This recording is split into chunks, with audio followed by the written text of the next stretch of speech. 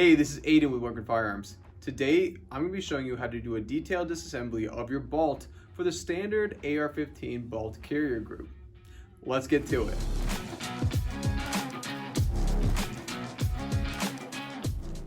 So starting off with disassembling the bolt carrier group, some good things to have before you even get into disassembly is something to put all your parts and components in, and a dental pick or another pick. Picks are really good tools just to utilize overall when you own an AR-15. So the first thing we want to do is remove the firing pin retaining pin. Use a dental pick, or even you can use your fingers just to pull out the firing pin retaining pin. Put that aside in a nice little parts container. Now from here, what I like to do is I like to push out the bolt just like so and hit it with the palm of my hand, pushing out the firing pin. Firing pin will come out. Now from here, I'm going to rotate your bolt cam pin. Just like so, and I'm going to pull up on it. Bolt cam pin will come right out, and then I can remove my bolt.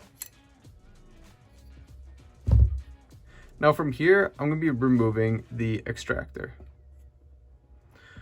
So you can use your firing pin, or some people don't like to use the firing pin just because they think it's going to mar up and hurt the tip of the firing pin, which it's really not unless you're being very aggressive or abusive with your firing pin. Now you're going to apply slight pressure to your extractor with your thumb while pushing out that retaining pin holding in the extractor.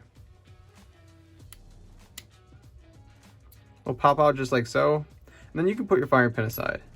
From here, just apply pressure and you can pull that retaining pin right out. Now from here, you can lift up on your extractor and it'll come out just like so. Now from here, you can clean inside your bolt, get any carbon that was trapped in there out. Same thing to your extractor.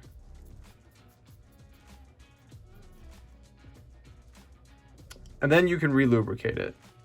When re-lubricating, all you have to do is apply just very, very modestly, just about 2 drops in there, just like so. After you've re-lubricated, you can go ahead and put the extractor back on.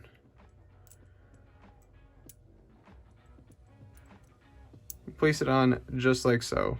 Now from here, using your thumb, you're going to apply pressure to your extractor while taking that retaining pin and sliding it right in.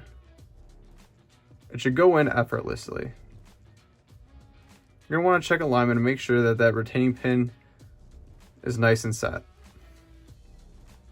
Make sure there's tension on your extractor. Now the next thing I'm going to go over is your gas rings.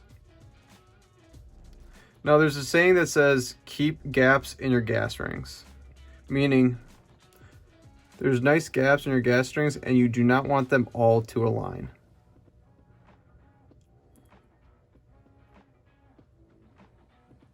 Now I was always taught to keep gaps in your gas rings, meaning you do not want them to align. However, it is a myth and it's been disputed multiple times. But like I said, I've always done this my entire life, so I'm going to continue to do that. So the idea of the gas ring is, to keep gas sealed. And the method behind keeping gaps in your gas rings is if all the gaps align, then you're not concealing that gas properly, and this can lead to malfunctions. However, like I said, it's been disputed many times. There's even lots of videos out there of people removing all the gas rings and just actually using one gas ring, and the firearm cycles completely fine. But the theory behind it is if you have all your gaps in your gas rings aligning, it's going to allow gas expenditure to move through there, and then it's not going to let your bolt lock properly. So it's going to lead to malfunctions. Okay, so once this has been all nice and reassembled,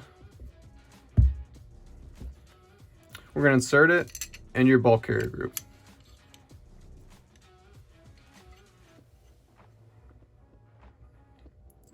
Make sure that your extractor is facing the 9 o'clock position. Grab your bolt cam pin, drop it in there.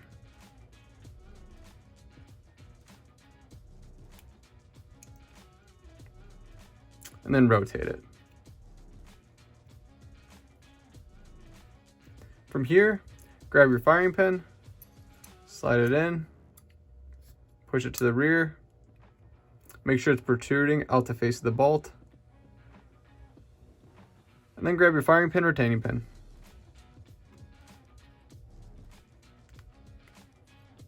Push that in.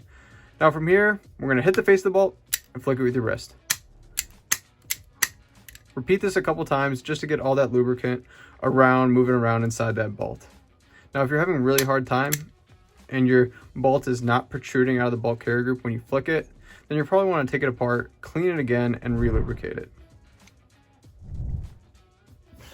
And that is a deep, detailed disassembly of your bolt. Thank you.